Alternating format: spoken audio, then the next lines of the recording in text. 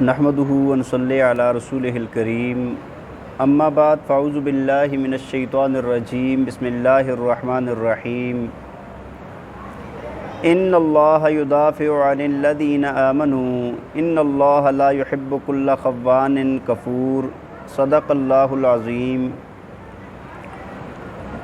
توجہ فرمائیں، سورہ حج 17واں پارہ آیت نمبر 38۔ اللہ تعالیٰ فرماتے ہیں ان اللہ یدافع عن الذین آمنوا، فرمایا بے شک اللہ تعالیٰ دفاع کرتا ہے ان لوگوں کا جو ایمان لائے۔ کن کے لیے اللہ تعالیٰ دفاع کرتا ہے؟ ایمان والوں کے لیے۔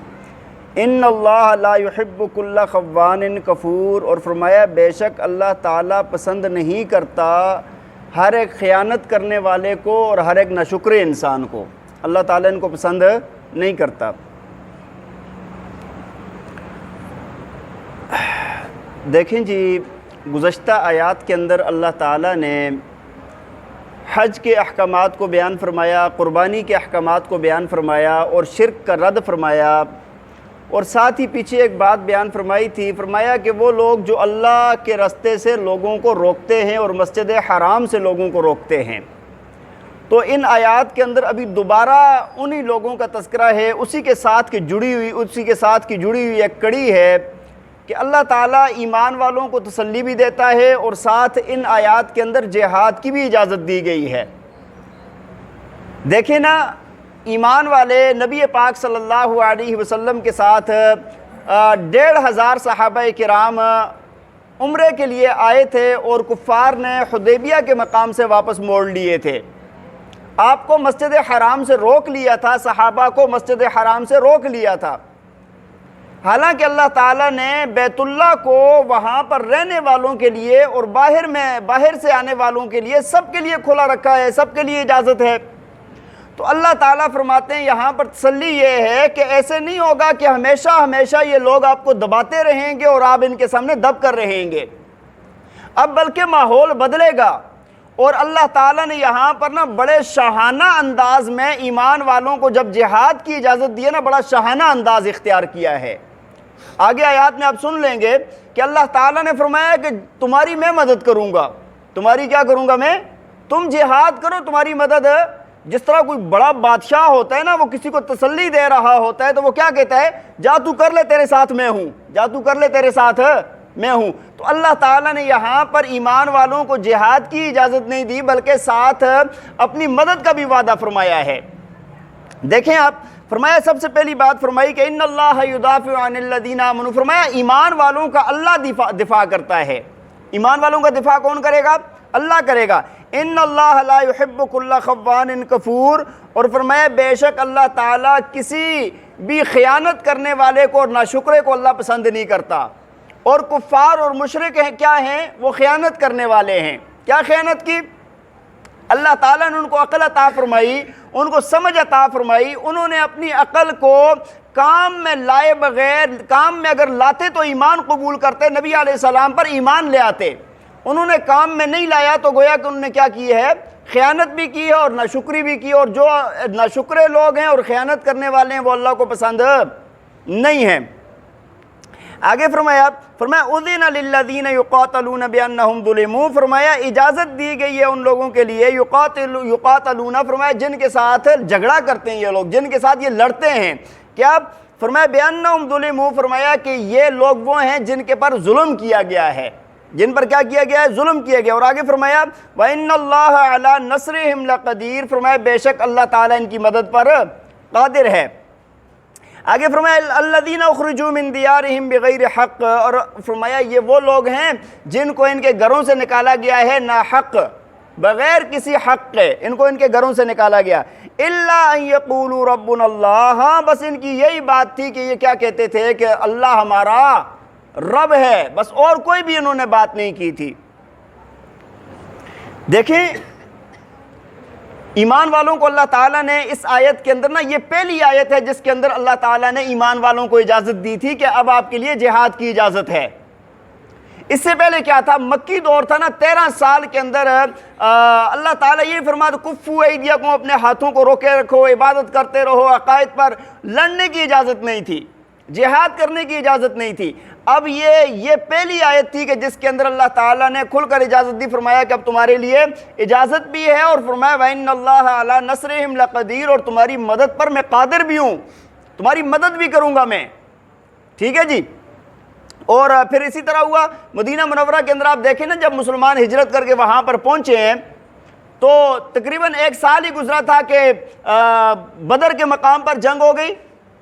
بدر کے مقام پر کفار کے سامنے پھر اللہ تعالیٰ نے مسلمانوں کو فتح عطا فرمائی، کفار کو منہ کی کھانی پڑی وہاں پر۔ اس کے بعد بھی ان کفار کا یہی ارادہ تھا کہ یہ مسلمان لوگ، یہ جو نبی علیہ السلام کے ساتھ ہیں، اللہ کے رسول ہیں، یہ مدینہ کے اندر اپنے قدم نہ جمانے پائیں۔ اور اس سے اگلے سال ہی انہوں نے دوبارہ حملہ کیا احد کے مقام پر، جس کو غزوہ احد کے نام سے یاد کرتے ہیں۔ وہ جنگ ہوئی، اور یہ تو تھوڑا سا مدینہ سے باہر تھا نا، تقریباً 3 میل کا فاصلہ بنتا ہے۔ اور اس کے علاوہ پھر سن 6 ہجری میں انہوں نے مدینہ کے اوپر حملہ کیا کفار نے، جس میں نبی علیہ السلام نے خندقیں کھودنے کا حکم دیا تھا کہ مدینہ کے ارد گرد تقریباً 3.5 میل تک خندقیں کھودی گئی، اور 10-12 فٹ چوڑائی تھی، اور ایک بندے کے قد کے برابر تقریباً اس کی گہرائی تھی۔ اور یہ کام پتہ ہے کتنے دنوں میں ہوا تھا؟ 6 دنوں میں، ہاتھوں سے کیا تھا۔ کتنے دنوں میں؟ 3.5 میل کی یہ خندق کھودی گئی تھی 6 دنوں میں اپنے ہاتھوں سے، اور بھوکے اور فاقوں کی حالت تھی اس وقت، کھانے کے لیے کوئی چیز موجود نہیں تھی۔ تو بھائی یہ دیکھیں آج کے مشینی دور میں بھی کافی مشکل نظر آتا ہے یہ کام، لیکن اللہ تعالیٰ نے ہمت عطا فرمائی۔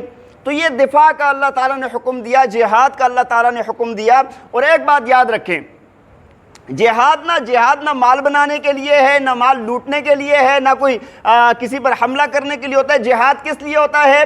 اللہ کا نام بلند ہو جائے، دنیا میں سے فساد ختم ہو جائے، فساد کی جڑ ختم ہو جائے، اور جو لوگ لوگوں کو اللہ کے راستے سے روکتے ہیں ان کو ہٹا دیا جائے۔ جہاد کو اور تیسرا کوئی مقصد نہیں ہوتا۔ بات سمجھ آ رہی ہے؟ ہاں، جہاد میں اقدامی کارروائی بھی کی جا سکتی ہے جو قرآن سے ثابت ہے، اور دفاعی بھی ہوتی ہے۔ ٹھیک ہے، دونوں باتیں قرآن سے ثابت ہیں، لیکن اس کا مقصد کیا ہوگا؟ اللہ کا نام بلند ہو جائے، اور لوگوں سے فتنہ فساد ختم ہو جائے، اور جو لوگ اللہ کے راستے میں رکاوٹ بنتے ہیں ان کو ہٹا دیا جائے۔ دیکھیں نا، اصل تو لوگوں کو ایمان کی طرف بلانا ہے، اللہ کے راستے کی طرف بلانا ہے۔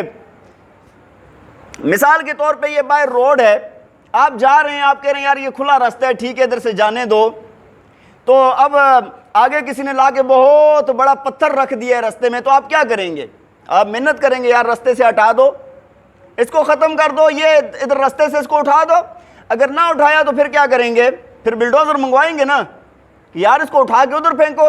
بس جہاد کا یہی کام ہے کہ بھائی پہلے تو ہم منت سماجت کرتے ہیں کہ یار اللہ کے راستے سے نہ روکو، ان کو جو اللہ کا نام لینے والے ہیں ان کو چلنے دو، راستہ سیدھے ہے چلنے دو، تبلیغ کرتے ہیں۔ لیکن ایک بندہ اگر راستے میں آ کر رک جاتا ہے تو پھر اس کے لیے جہاد والا بلڈوزر منگوانا پڑتا ہے۔ تو بہرحال فرمایا اور ساتھ اگلی بات بیان فرمائی ہے وہ بھی دیکھیں، فرمایا ان لوگوں کو بغیر ان کے حق کے گھروں سے نکالا گیا، ان کی غلطی کوئی بھی نہیں تھی سوائے یہ کہ یہ کہتے تھے ہمارا رب اللہ ہے۔ اور آگے فرمایا وَلَوْلَا دَفْعُ اللَّهِ النَّاسَ بَعْضَهُمْ بِبَعْضٍ، اور اگر فرمایا اگر اللہ تعالیٰ دفع نہ فرماتا بعض لوگوں کو بعض سے تو کیا ہوتا؟ فرمایا لَهُدِّمَتْ صَوَامِعُ وَبِيَعٌ وَصَلَوَاتٌ وَمَسَاجِدُ، اور فرمایا کہ منہدم کر دی جاتی صوامع، وہ راہبوں کی جو عبادت گاہیں ہوتی ہیں، ان کی جو خلوت خانے ہوتے ہیں اس کو کہا جاتا ہے، وَبِيَعٌ، اور فرمایا کہ نصارہ کے جو گرجا ہوتے ہیں ان کو، وَصَلَوَاتٌ، اور جو یہود کے معبد خانے ہوتے ہیں عبادت خانے ہوتے ہیں ان کو، وَمَسَاجِدُ، اور جس کے اندر ایمان والے نماز پڑھتے ہیں ان مساجد کو گرا دیا جاتا اگر اللہ تعالیٰ بعض لوگوں سے بعض کا دفاع نہ فرماتا۔ فرمایا کیا ہوتا ہے ان مساجد کے اندر؟ یذکر فیہ اسم اللہ کثیرا، فرمایا ان کے اندر اللہ کا نام لیا جاتا ہے بہت زیادہ۔ دیکھیں یہ جو جہاد ہے نا، جہاد اگر جہاد نہ ہونا تو دنیا میں یہ جتنی بھی عبادت گاہیں ہیں نا یہ ساری کی ساری ختم ہو جائیں۔ دیکھیں نا، حضرت موسیٰ علیہ السلام کا زمانہ گزرا، حضرت عیسیٰ علیہ السلام کا زمانہ گزرا، اللہ تعالیٰ فرماتے ہیں اگر جہاد نہ ہوتا تو موسیٰ علیہ السلام کے زمانے والی بھی عبادات ساری گرا دی جاتی، عیسیٰ علیہ السلام کے زمانے والی بھی عبادت گاہیں گرا دی جاتی، اور ہماری جو مسلمانوں کی عبادت گاہیں ہیں مساجد وہ بھی گرا دی جاتی۔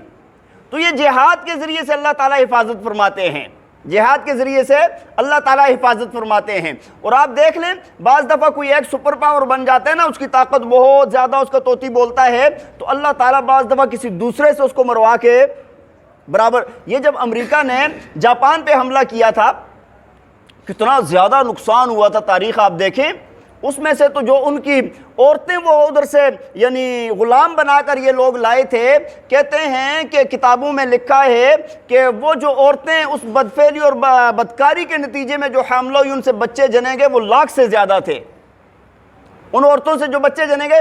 اور پھر بعد میں جب ان کو پالنے کی ذمہ داری انہوں نے واپس اپنے ملک میں ان کو بھیج دیا جاپانیوں کو، تو اس وقت بھی یہ حملے ہوئے، لیکن ایک وقت تھا کہ جاپان بہت اوپر تھا، پھر ادھر سے مروایا گیا۔ یہ ہوتا رہتا ہے تاکہ بھائی یہ عبادت خانے یہ باقی رہیں۔ وَلَيَنْصُرَنَّ اللَّهَ مَن يَنْصُرُهُ، اور فرمایا اللہ تعالیٰ ضرور بضرور مدد کرے گا اس کی، مَن يَنْصُرُهُ، جو اس کی مدد کرے گا، یعنی اس کے دین کی مدد کرے گا۔ آج مسلمان کیوں مار کھا رہے ہیں؟ مار اس وجہ سے کھا رہے ہیں کہ بھائی آج مسلمانوں نے اللہ کے دین کی مدد چھوڑ دی ہے۔ بات سمجھ آ رہی ہے کہ نہیں؟ ورنہ آپ دیکھیں نا، یہ جہاد تھا، اللہ کے دین کی مدد ہوتی تھی۔ نبی علیہ السلام چند صحابہ کرام اٹھ کے کھڑے ہوئے اور جنگ صفین تک آدھی دنیا پر مسلمانوں کی حکومت تھی، اور جو باقی آدھی دنیا تھی نا وہ مسلمانوں کا سامنا نہیں کر سکتی تھی، اور تقریباً 700 سال کے قریب تک مسلمانوں کی حکومت رہی۔ اس کے بعد جب تاتاریوں نے حملہ کیا، اس کے بعد جا کر مسلمان کمزور ہوئے، جس کے نتیجے میں تاتاریوں کے حملے میں 1 کروڑ مسلمان مارے گئے تھے، پورے کروڑ سے زیادہ مسلمان مارے گئے تھے، اور پھر بڑے بڑے کتب خانے جلا دیے، بہت زیادہ نقصان ہوا تھا اس کے اندر۔ لیکن اس سے پہلے پوری آدھی دنیا سے زیادہ پر کس کی حکومت تھی؟ مسلمانوں کی حکومت تھی۔ ان اللہ لقوی عزیز، فرمائے بے شک اللہ تعالیٰ کی ذات قوت والی ہے اور عزیز غالب ذات ہے۔ اللہ کے سامنے، اللہ کی طاقت کے سامنے کسی کی طاقت نہیں چل سکتی۔ اللہ تعالیٰ ہمیں عمل کرنے کی توفیق عطا فرمائے۔